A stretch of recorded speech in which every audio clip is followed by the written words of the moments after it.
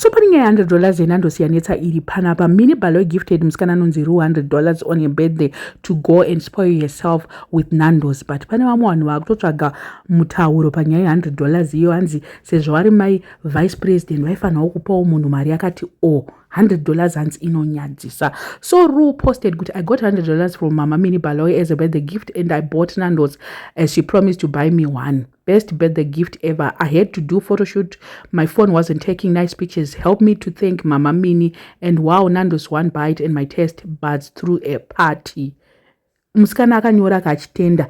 Vanhu vototanga kuti haiwa $100 here. $100 ishoma. And then Mini posted what she said she had never tasted Nando's. She commented after my Nando's guy post. I asked her where she was so that I buy her one. She was out of Zimbabwe. A few days ago, she told me she was back and organized to give her $100 to buy the Nando's. Coincidentally, it was a birthday. Happy birthday, Ru, the dark girl. Be blessed always. And I pray for more Nando's for you in future. Ndi my vice president vari kutaura kuti akati ari kudawo Nando's ini ndobva ndamupa $100. Manje paita mutauro vanhu vari kuvhunza kazvese zvandataura kuti aiwa mari yenyu shoma yeye maifanira kupawo munhu. And then Mini commented to that. Zvikanzi mazimbo musadaro, hanzi $100 yamakapa Ru ishoma. One Nando's meal is what I promised and is what I gave her. In fact, yakawandisa.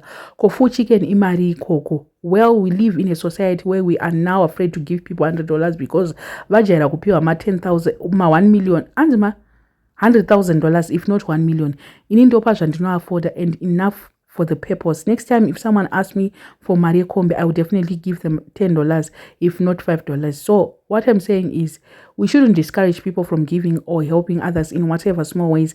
Is the thought that counts, and I'm happy Ru really appreciated what I gave her and I'm forever grateful for her acceptance. It's unfortunate she posted out of appreciation and I shared the post too. Otherwise, it was not even worth news. Ini hangu nicharamba nichipa according to kuwana kwandinoita. Sorry kune vachaita offended nazvo. Besides, biblically, it's not encouraged to publish when you help others, but if the receiver prefers to, is their right to do so. Isn't she lovely? Murikuona nyaya yacho kwairi kuenda kuti yatena kupi? Kuti hanzi imi majaira vanhu vanopiwa ma 100,000 nema 1 million na wiki no. Vanopiwa ma $10, vanopiwa ma $100. You don't appreciate that effort inenge yaitwa nemunhu iyoyo. Hamuione.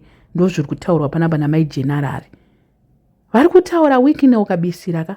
Kuti imi majaira kunonzi munhu akapiwa mazimari ndo kupiwa. Uku it was me from the bottom of my heart giving this lady kuti adye Nando's.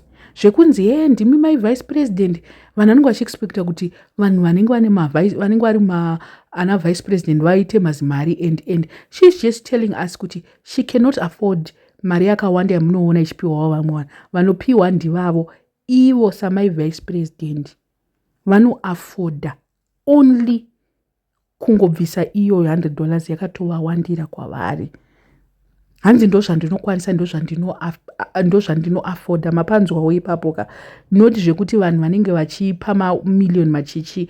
Iyo vari kuti ndiseiwo mustatus yenyu imimi vanhu. Ndisei in your shoes.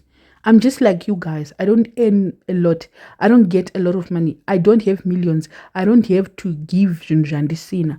Murukunzwa ndo zvekutaura vice president panapa. I may know if my own interpretation is wrong. Pando zvandangobatawo panapa kuti vari kutaura kuti aiwa imimi endai munokuomberera vema millions ivavo. Isusu panapa toita zvema $10, toita zvema $5 nema $100 iwawo amakaona. I don't know what you guys think. Let me know in the comment section what are your thoughts. Panyaya iva so subscriber, please make sure that you are subscribed. Road to 50,000. We are almost at 42 now. Last week Pandandi Singa upload, I was just going through a lot. My friend passed away, and also there was just something personal is what that happened that was so terrible. And then on top of that, one of my friends passed away. So yeah, I think this week I'll make sure that I'm strong enough to do Janda Jaira, to upload and to keep you updated. Otherwise, I think kuyila uyile zvako ipapo kana paitika rufu maona manje. So on Friday it was worse because I didn't even upload anything because it was that bad.